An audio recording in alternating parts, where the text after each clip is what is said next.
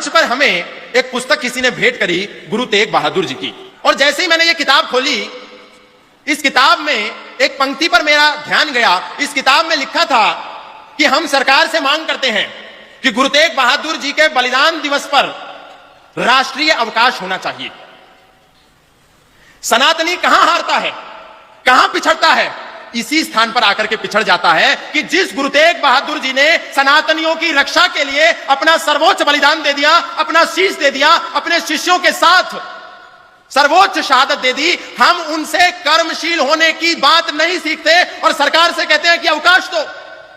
होना यह चाहिए कि गुरु तेग बहादुर का सपना क्या था, गुरु तेग बहादुर की इच्छा क्या थी, गुरु तेग बहादुर जी महाराज ने क्यों शहादत दी, क्यों वो कुर्बान हुए, वो क्या चाहते थे?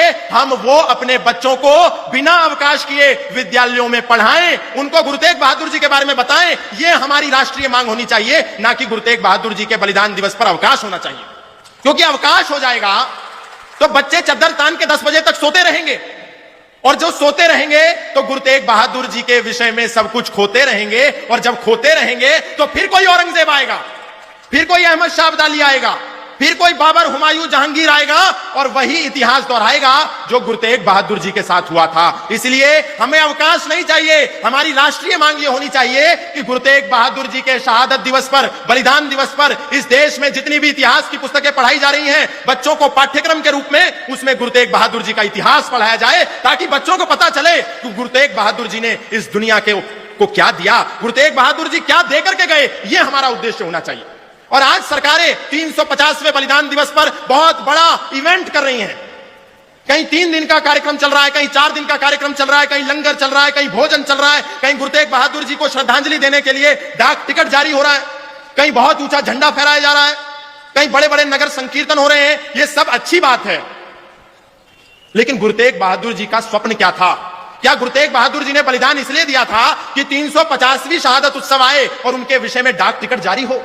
ये तो हमारा समर्पण है उनके प्रति, हमारी श्रद्धांजलि है, ये विषय अलग है। लेकिन उनका क्या लक्ष्य था? उनका पूरा जीवन धर्मांतरण के विरोध में गया। कोई भी हिंदू धर्मांतरित होकर के मुसलमान न बन जाए, इसीलिए वो चले थे और चल करके पहुंचे थे दिल्ली, और वहां जाकर के उन्होंने बलिदान दिया। और न केवल गुरु तेग बहादुर जी ने दिया, उनके साथ भाई सतीदास गए, भाई मतीदास गए, भाई दयाला जी गए।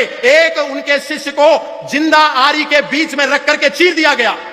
एक शिष्य गुरु तेग बहादुर जी का उनके चारों शरीर के तरफ रुई में लपेट करके उनके शरीर को उसमें आग लगा दी गई, और एक भाई दयाला जी जो गुरु तेग बहादुर जी महाराज के शिष्य थे, उनको उबलते हुए कढ़ाई के बीच में रख करके उनको प्रताड़ित करके उनकी हत्या कर दी गई। और उसके बाद गुरु तेग बहादुर जी का बलिदान हुआ। लेकिन ये सब किस विषय पर लड़ रहे थे? इनका एजेंडा क्या था? इनका लक्ष्य क्या था? इनकी इच्छा क्या थी? कि यहां पर कन्वर्जन नहीं होना चाहिए, धर्मांतरण नहीं होना चाहिए। यदि कोई हिंदू है तो उस हिंदू को मुसलमान नहीं बनाया जाना चाहिए, यह इनका उद्देश्य था। लेकिन सरकारें डाक टिकट जारी करती हैं, बड़े बड़े झंडे फहराती हैं, बड़े बड़े आयोजन करती हैं, बहुत पैसा खर्च करती हैं, लेकिन धर्मांतरण पर कोई कानून नहीं बनाती कि यदि किसी हिंदू को जबरन धर्मांतरित करके मुसलमान बनाया जाता है तो इसके लिए